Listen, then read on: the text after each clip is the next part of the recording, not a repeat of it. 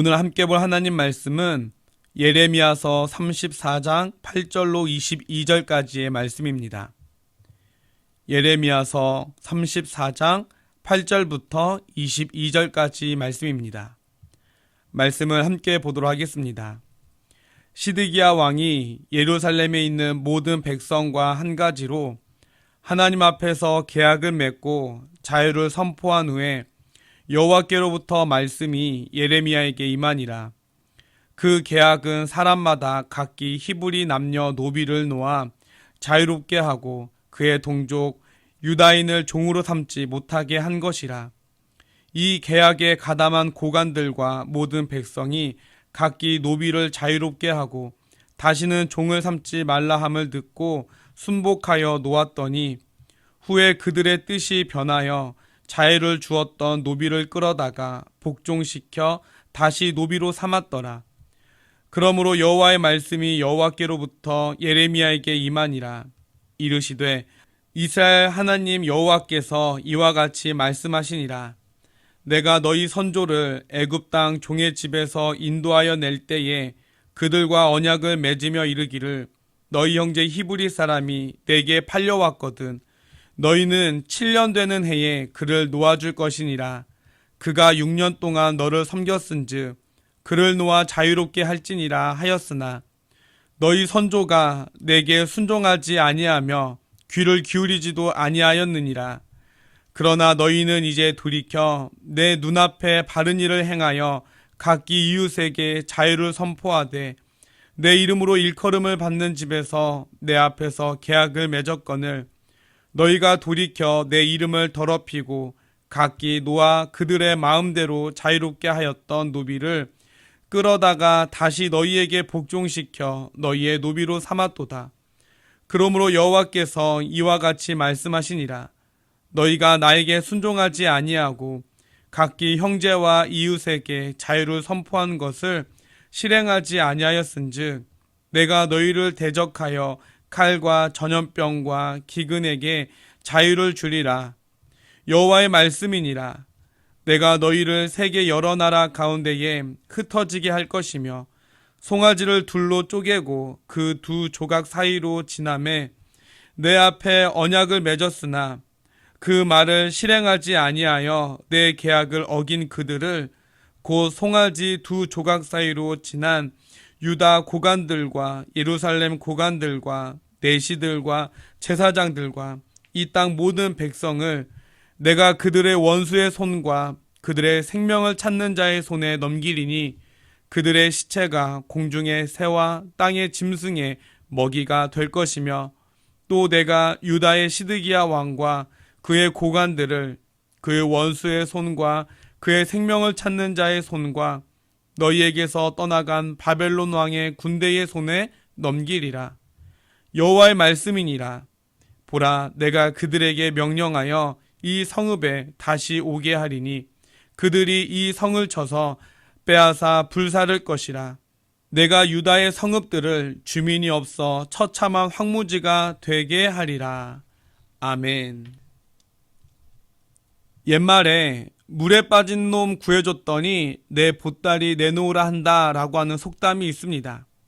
실제로 얼마 전 뉴스를 보니까 지갑을 주워줬더니 고맙다고 하기는커녕 지갑에 있는 돈이 없어졌다며 오히려 지갑을 주워준 사람을 고소하는 바람에 법정 다툼을 벌이게 되었다는 안타까운 뉴스를 접한 적이 있습니다.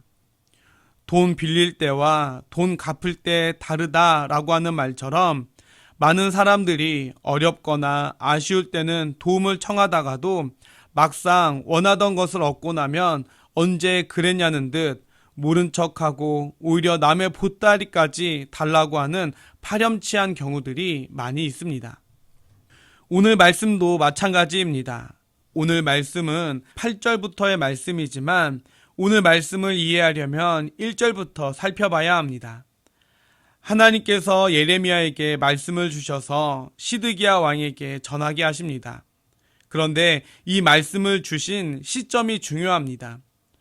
1절 말씀을 보니까 바벨론의 느부갓네살 왕과 그의 군대가 예루살렘과 그 모든 성읍을 칠 때 이 말씀이 임했다라고 기록되어 있습니다.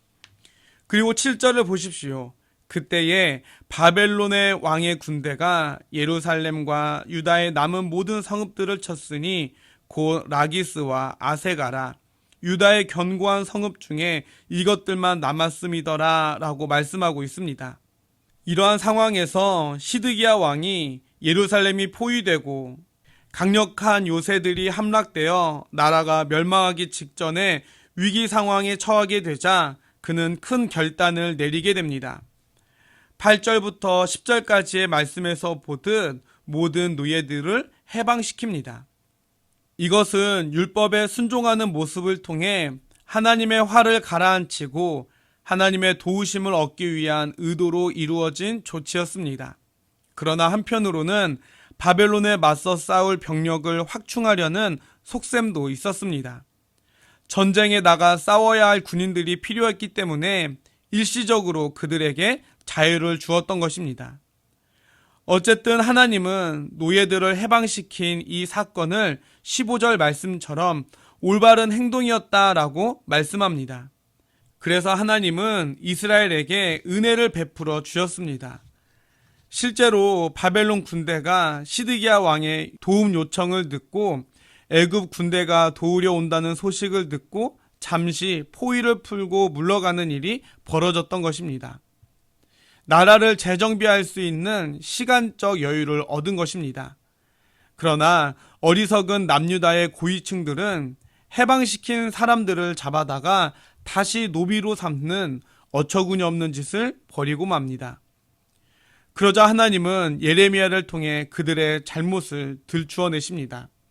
과거 하나님은 율법을 통해 동족을 노예로 삼지 말라고 명령하셨습니다.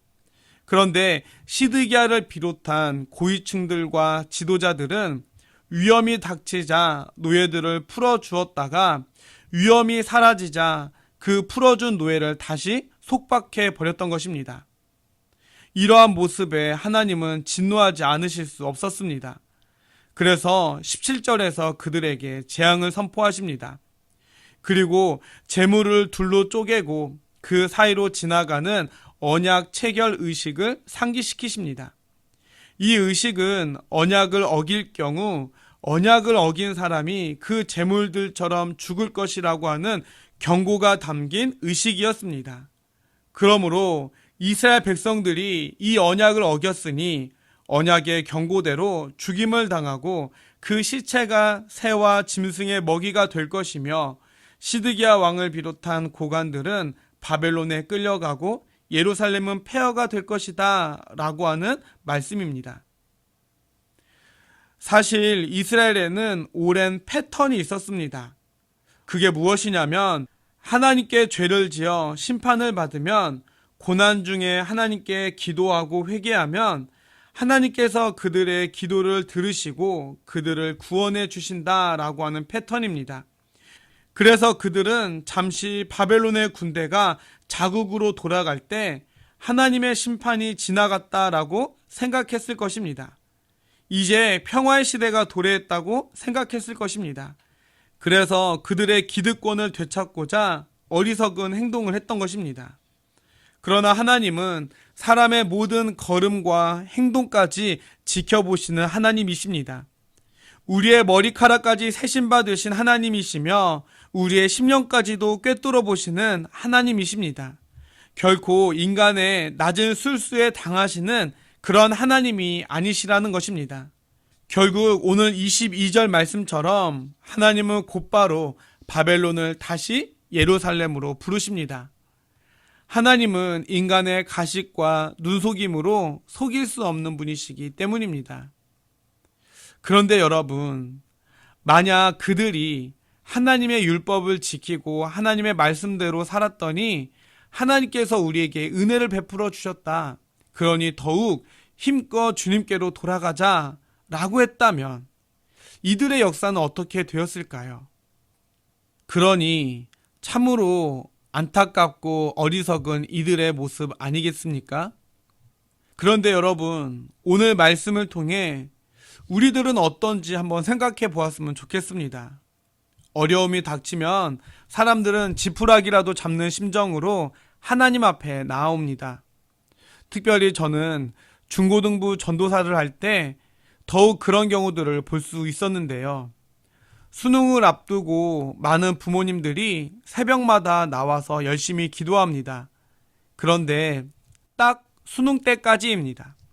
개인적으로는 적게는 한 달, 길게는 몇 달을 새벽마다 기도하러 나왔으니 이 기회에 새벽 기도를 나오는 것이 습관이 되어서 기도하는 부모가 되었으면 좋겠다라고 생각하지만 그런 경우를 저는 한 사람도 보지 못했습니다.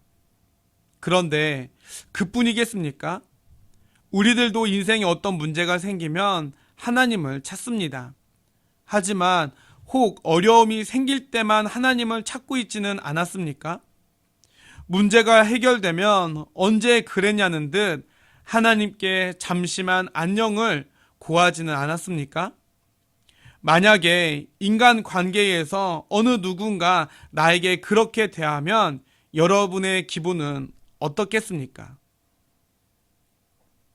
오늘 시드기야와 유다 백성은 위기 앞에서 올바른 방향을 잡기는 했습니다. 그러나 위기가 사라지자 너무나 빠르게 다시 예전으로 돌아갔습니다. 그래서 하나님의 더 큰 진노를 받게 되었습니다. 우리들은 이러한 어리석음을 담지 않았으면 좋겠습니다. 위기 속에 하나님을 찾는 것은 너무 좋은 모습이지만 꾸준하고 지속적으로 하나님과 교제를 나누는 성도, 하나님의 도우심과 은혜를 오래 기억하고 감사할 수 있는 그런 성도가 될 수 있기를 소망합니다. 그런 성도의 모습으로 살아가는 모든 행복한 교회 성도 여러분들이 될 수 있기를 주님의 이름으로 간절히 축원해 드립니다.